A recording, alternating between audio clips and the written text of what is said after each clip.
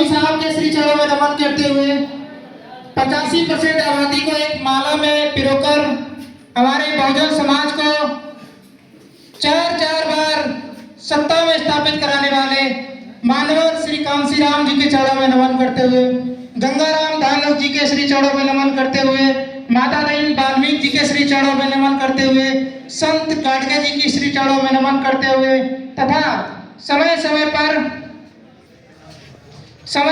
जन्मे उन सभी महापुरुष जिन्होंने बहुजन समाज के उत्थान में एक क्षण का भी समय दिया है, उन सभी के श्री चरणों में नमन करते हुए आज नादेड़ की इस पावन धरती पर हमारे बीच माननीय मंडल महासचिव आदर्श यादव जी तथा रामगोपाल गौड़ जी तथा अन्य मंडल के पदाधिकारीगण उपस्थित हुए हैं। ये हम सभी लोगों के लिए बहुत ही गर्व और सम्मान का विषय है। आज जो बहुजन समाज अपना अस्तित्व खोता जा रहा है, क्योंकि हम लोग लगातार सत्ता से विमुख होते जा रहे हैं, हमारे समाज पर लगातार उत्पीड़न होता जा रहा है। एक व्यक्ति जिनका नाम चंद्रशेखर आजाद है, नाम किसने किसने सुना है? एक व्यक्ति जिनका नाम चंद्रशेखर आजाद है, जब बहुजनों पर अत्याचार बढ़ता रहा, लगातार अत्याचार बढ़ता रहा, जब देखा नहीं गया, उनसे सहन नहीं हुआ, तो उन्होंने भीम आर्मी भारत एकता मिशन का गठन किया। वो गठन करने की वजह ये थी कि हमारा बहुजन समाज के ऊपर जो पीड़न हो रहा है, जो अत्याचार हो रहा है, उनकी हक आवाज उठाने वाला कोई नहीं था। तब चंद्रशेखर भैया मानवर साहब की तरह सड़कों पर निकले और जब उन्होंने देखा कि उनका संघर्ष जो है कुछ पार्टियां अपने निजी स्वार्थ के लिए उठा रही हैं, हमारे समाज का वोट तो ले लेती हैं, लेकिन जब वोट लेने के बाद उनकी मदद करने की बारी आती है तब वो मुंह फेर लेते हैं। इसी वजह से आजाद समाज पार्टी कांसीराम का गठन करना पड़ा। आजाद समाज पार्टी कांसीराम के इस उद्देश्य के तहत गठन करना पड़ा कि आने वाले समय में आप सबकी सत्ता होगी। आने वाले 2027 के चुनाव में अगर चंद्रशेखर भैया मुख्यमंत्री बनते हैं तो मुख्यमंत्री वो नहीं, पूरा बहुजन समाज बनेगा। आप सबकी आवाज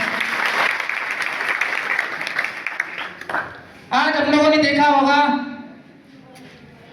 कि एक कहानी है ना,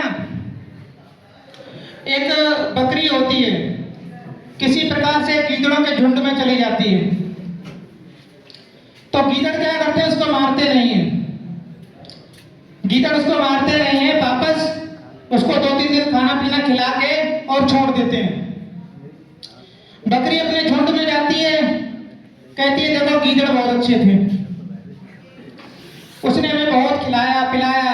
बाकी बकरियों को लगता है कि जब इसे जिंदा छोड़ दिया है तो गीदड़ वाकई में अच्छे ही होंगे। बाकी लोग भी ट्रैक्टर भर भर के पहुंच जाते हैं और वो गीदड़ कड़सा लिए बैठे होते हैं, जैसे पहुंचते हैं तुरंत सबको एक साथ हलाक कर दिया जाता है।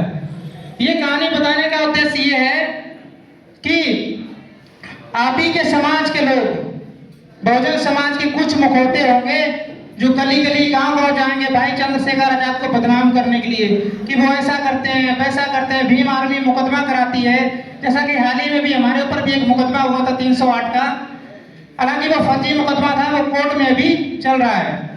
तो भीम आर्मी में वो लोग हैं जो लोगों की हक आवाज की लड़ाई उठाते हैं। अगर लोगों की हक आवाज उठाने में मुकदमे होते हैं तो हमें किसी प्रकार के मुकदमे का डर नहीं है। और आने वाले समय में जब हमारी सरकार सत्ता में आएगी तो जो लोग झूठे मुकदमे कर रहे हैं उनसे हम बदला नहीं लेंगे।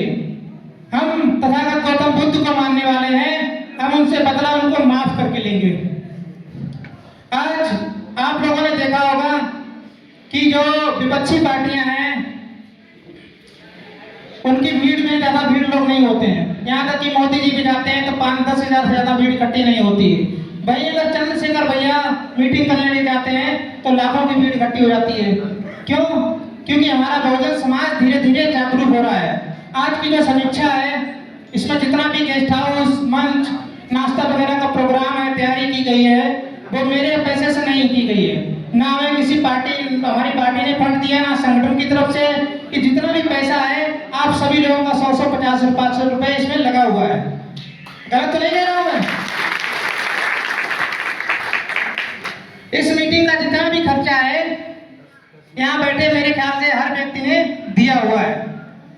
और हमें पूरा भरोसा है कि आने वाली 4 फरवरी को लेकर ये समीक्षा बैठक थी, जैसा कि आप सब लोगों को बताया गया था। हम खुद गांव-गांव गए थे, कुछ लोगों से हम लोगों ने, जितने भी हमारे पदाधिकारी हैं, जिला कार्यकारी पदाधिकारी, उन सबसे थोड़ा थोड़ा सहयोग भी लिया गया था इसी समीक्षा के लिए। अब चूंकि 4 फरवरी को कार्यक्रम है और भीम आर्मी की जिम्मेदारी होती है कि पूरा काम देखे, तो जो जो भाई ट्रैक्टर वाले हैं, कुछ लोगों ने ट्रैक्टर भी लिखाए हैं, लगभग 90 ट्रैक्टर हमारे रजिस्टर में लिखे हुए हैं और आने वाले लगभग 500 ट्रैक्टर हम लोग पहुंचाएंगे कसावा में। बताओ सब लोग सहयोग करोगे? आज हम लोग को ये सबूत देना पड़ेगा कि हम लोग जिंदा हैं। लोग कहते हैं ना कि एससी वाले और ओबीसी वाले 100 रुपए में बिक जाते हैं, 50 रुपए में बिक जाते हैं। मैं उन मूर्खों से कहना चाहता हूँ, ये 100 50 रुपए में बिकने वाले लोग नहीं है, ये लोग खुद 100 रुपए देकर आने वाले लोग हैं। बताओ, मैं अपने साथियों से कहना चाहता हूँ कि बिकते वही हैं जो नामर्द होते हैं। अगर आप लोग 100 50 रुपए के लिए बिकते हैं तो मेरी नजर में वो मर्द ही नहीं है। आने वाले समय में अपने आप को साबित करना है कि जिंदा हो, तो आपको 100 रुपए देकर, 100 50 रुपए लेकर वोट नहीं देना है, दारू मुर्गा के लिए वोट नहीं देना है। वोट उसे देना है जो आपके बीच में रहा हो। और हमने देखा हुआ है कि हम लोग साथ में तो रहते हैं, पता लगा चाहे धर्मेंद्र भैया हो, चाहे मनोज भैया हो या डॉक्टर साहब हो, साथ में तो लगातार आपके लिए दौड़ रहे हैं, मेहनत कर रहे हैं, गांव-गांव जा रहे हैं। जब वोट देने की बारी आती है तो आप ये देखते हैं कि धर्मेंद्र भैया तो यार गरीब आदमी, इन्हें काहे वोट देते हैं। वोट देने के लिए आप लोग पैसे वाला ढूंढते हैं, वही हम सब लोगों की कमजोरी होती है। जब हम लोग उसे चुन लेते हैं उसके बाद वो लगातार आपको ढूंढता रहता है। हम पैसे वाले को चुनेंगे, पैसे वाला हमें ढूंढेगा। क्योंकि हमारे बीच मंडल के पदाधिकारी खड़ाए हुए हैं, इसलिए ज्यादा समय न रहते हुए हम अपनी वाणी को विराम देते हैं। क्रांतिकारी जय भीम, नमो बुद्धाय। जिंदाबाद जिंदाबाद जिंदाबाद। वोट दत्तुर्गा